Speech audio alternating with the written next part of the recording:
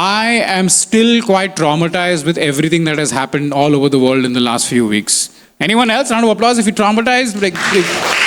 It's what is going on? I think based on a lot of the foolishness that we have all witnessed in these past weeks, I think it is safe to say that it is time to bring back the word retard. Who's with me? Retard, yeah. Retard needs to make a comeback. So many tragedies, one after the other. Let's start from the top. J.D. Vance, Vice President of America, travels to the Vatican to meet the Pope. After the meeting was done, the Pope was like, "Oh Lord, please take me home." And he did. The Pope passed away. God bless his soul. But a few days after that, the White House tweeted an AI-generated image of Donald Trump dressed as the Pope. Did you see that? Like, this man's ambition has no limits. Right? And there was a lot of outrage. Obviously, people were like, this is blasphemy. How can Trump even remotely suggest that he is fit to be the Pope? And I was like, why not? He's already used to being surrounded by pedophiles.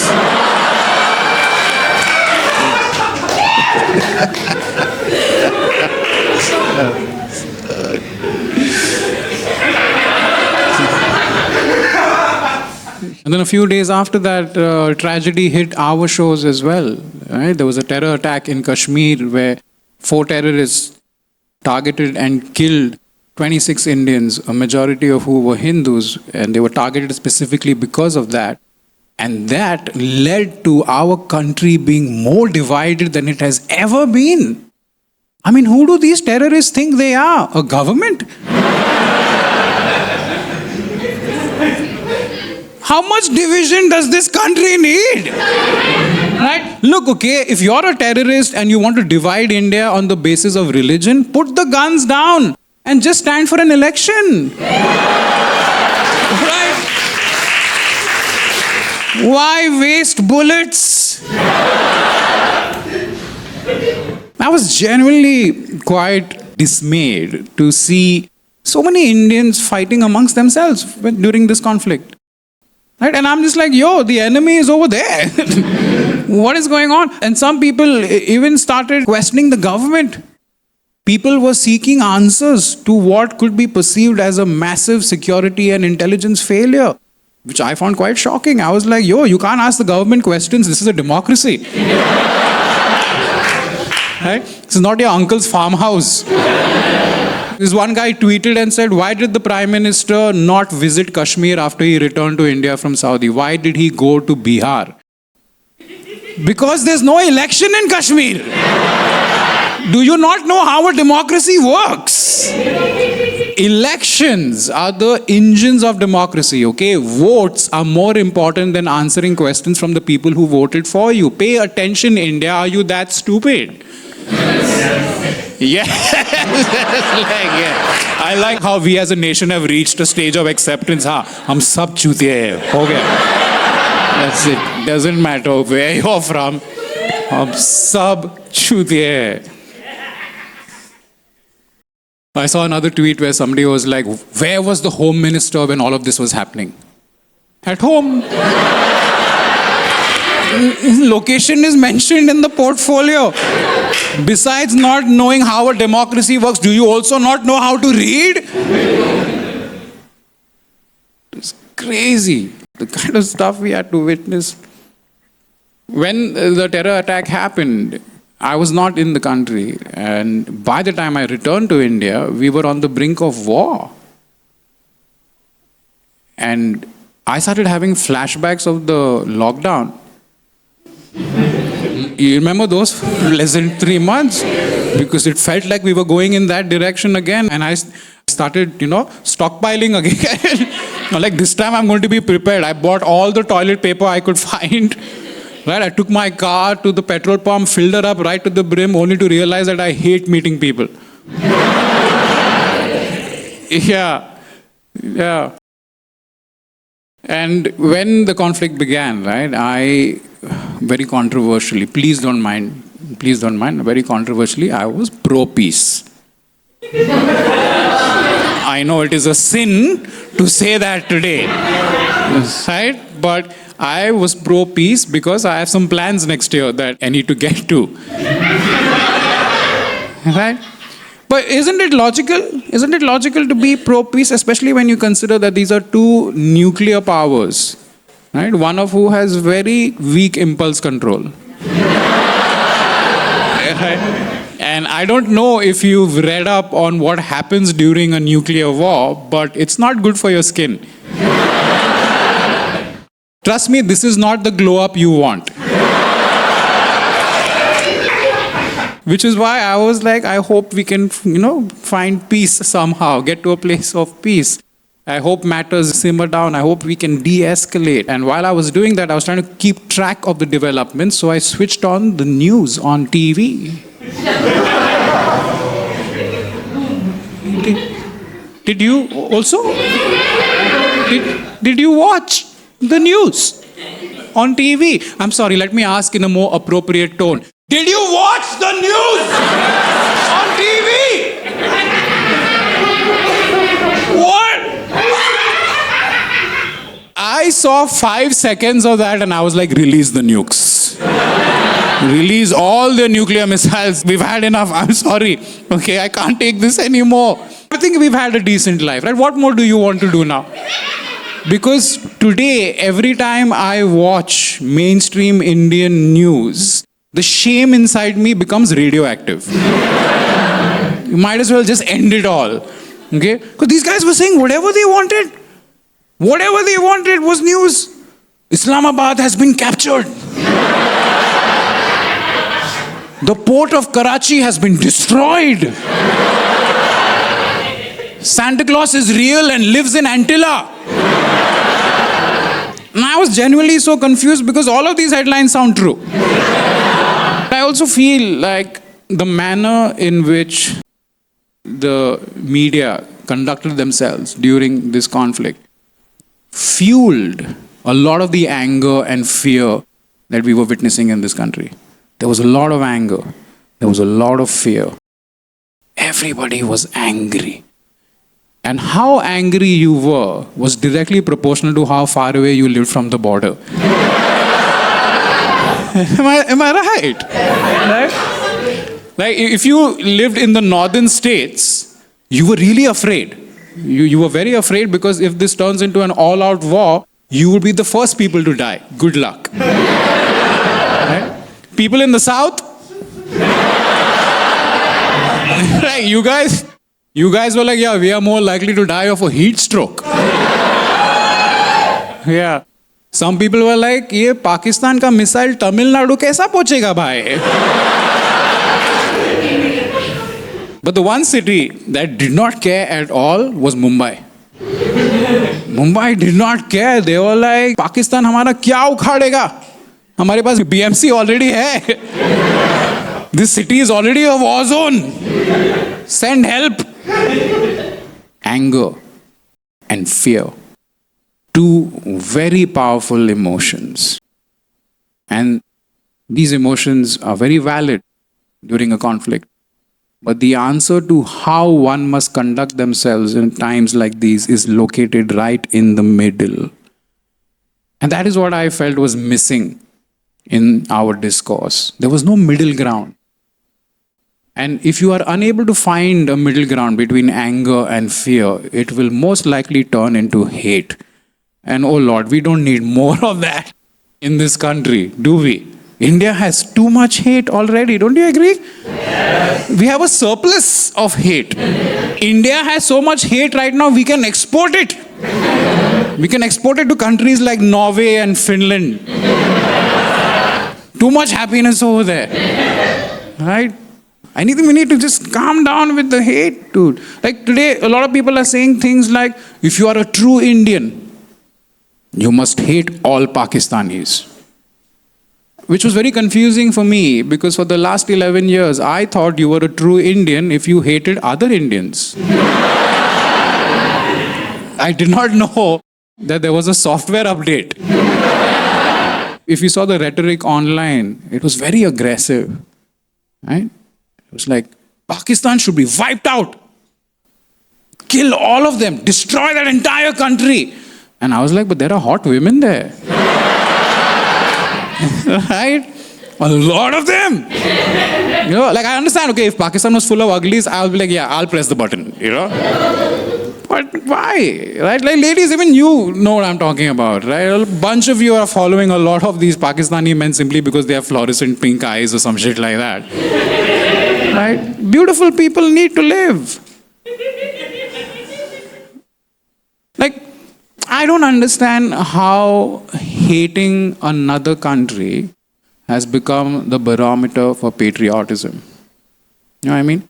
I can unequivocally support the Indian army, condemn the Pakistani army and their government for aiding and abetting terrorists without wishing for the death of innocent civilians on the other side. That is the textbook definition of empathy. Wishing for the death of innocent people en masse is the textbook definition of terrorism. Which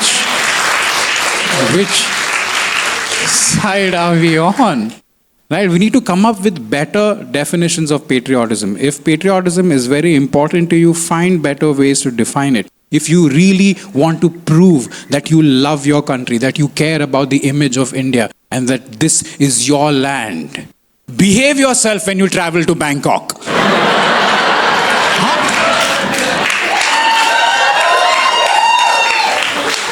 Let's start over there. And a lot of the conversation surrounding this conflict, if you were paying attention, felt like recruitment for a hate program. You know what I mean? It almost feels like hate has become the price of citizenship in this country. And I'm all for recruitment. I like being part of groups, you know, to feel included. But when it comes to hate, there's a big problem that I have, and I'll explain it to you, okay? There's something you need to know about me. I am a regular practitioner of herbal meditation.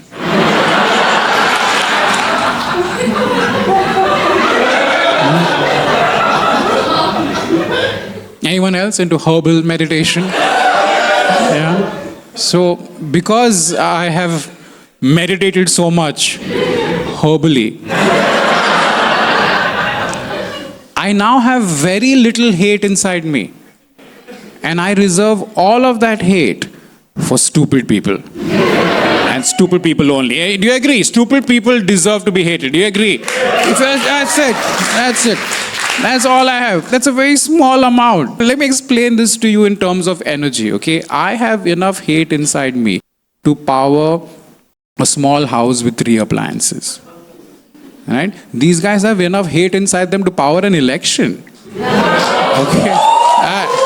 That's a lot. That's a lot of hate. I am what they call an amateur hater. If you want me to hate Pakistanis, the most I can do is hate the stupid ones. And I think that is something I can live with. But it was a tense time. It was a very tense time. Conflict day 1, conflict day 2, conflict day 3, and all of us are wondering where this is going to go. And then suddenly, out of nowhere, Donald Trump swoops in and shows the whole world his 56-inch chest and tweets that under his direction, India and Pakistan have agreed to a ceasefire. And I was like, Donald Trump for Pope. Let's make it happen. In an interview a little later, Trump said that he convinced India and Pakistan to agree to a ceasefire by threatening them with no trade. He said, if you guys keep fighting amongst yourselves, we are going to cut you off. We're not going to do any trade with you, okay? We will manufacture our own medicines, right? And sell a strip of crocin in the US for $10,000. Right? India, obviously being the more mature out of the two, were like, yeah, we can see the bigger picture. Yeah? Maybe this is getting a little out of hand. Let's pull back a little bit. Let's stop firing. Pakistan, on the other hand, were like, our economy is never going to recover. Keep firing. But what I found really funny about this part was how you could see people shaping up to take advantage of this conflict for their own gain. You could see it coming from a distance. You could see how people were going to hijack it and, make the narrative their own for some future gain. But then Trump just stole all their thunder. In one fell swoop, it was all gone. This is his now. Right? Now when the Bihar elections happen, the voters are going to be so confused. They're going to reach the polling booth and be like, अरे ओ बबुआ, Trump का button कौन सा है?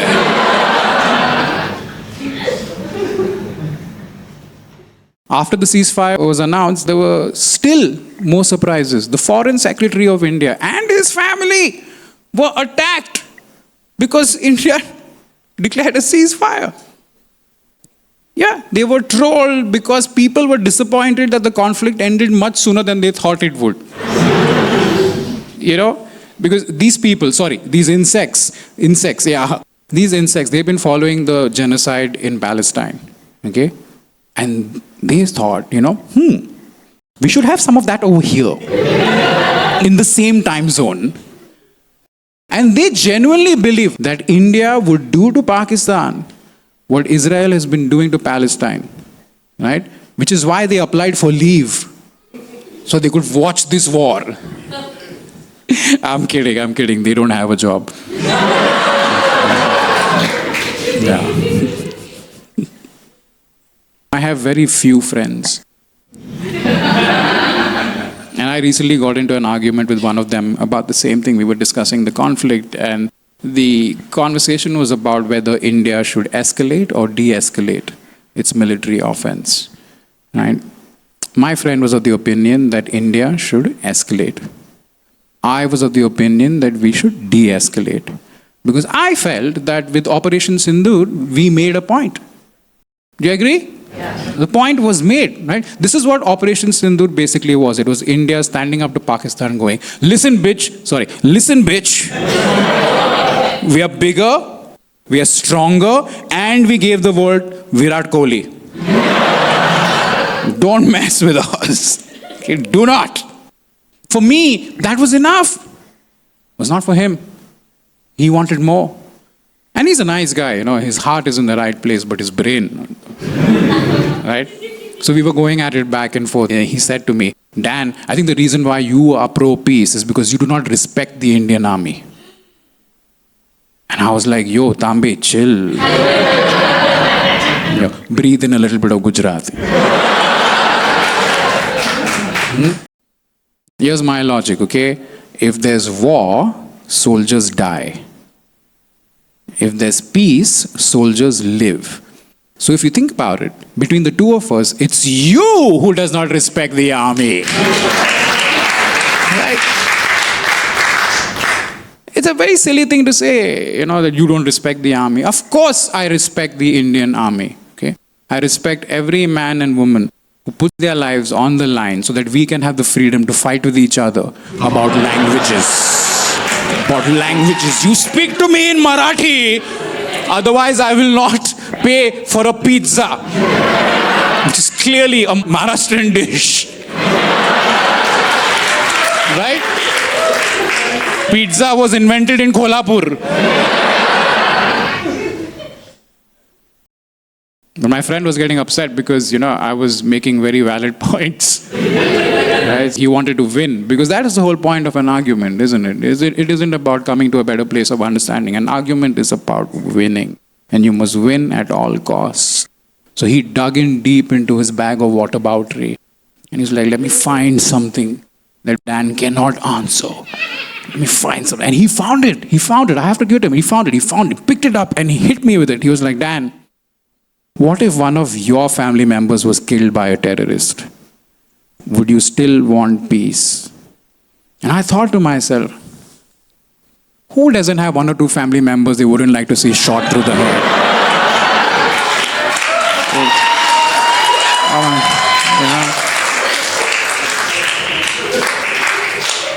Obviously, I did not say that because it's insensitive.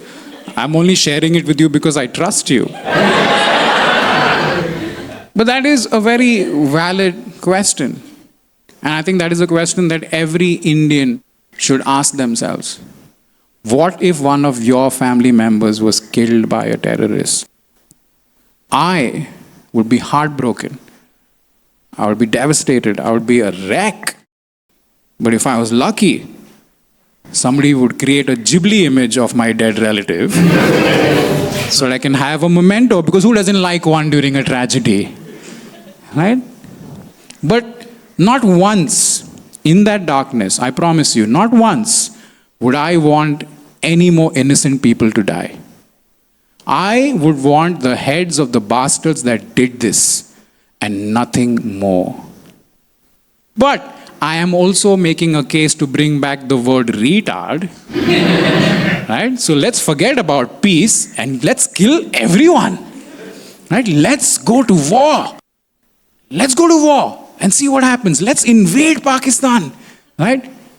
Let's forget that they have nuclear warheads, because today we live in a world where the truth can be whatever you want. Ask Arnab. Facts mean nothing. Dude, honestly, just between you and me, I think we need to find Arnab's supplier and put him in the ground. Just beat him up. Beat him up. I'm like, stop selling all your product to one person. Like, I genuinely hope I cross paths with Arnab again, right? Maybe on a flight, who knows?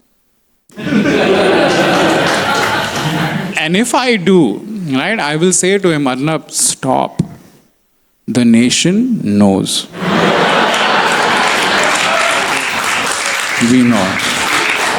There's no need to continue. But yeah, coming back to my plan, let's forget peace. Let's not go with peace. Let's go with war. Let's go all out. Let's go nuclear. Right? Let's turn both our countries into a toxic wasteland. And for the ones that do manage to survive, let's figure out a way to find each other so that we can create a new community. Right? We can create new communities in this post-apocalyptic era where there will be no Hindus, there will be no Muslims, there will only be mutants. Right? And for the first time in all these years, we can finally get along. Right? And this is how you solve the Kashmir issue. Thank you. Thank you. Thank you. Thank you. Thank you. We can all finally get along, and we can repopulate the country by making babies that have 3 eyes and a tail. Sounds like a smart idea? Huh? What do I know? I'm a retard.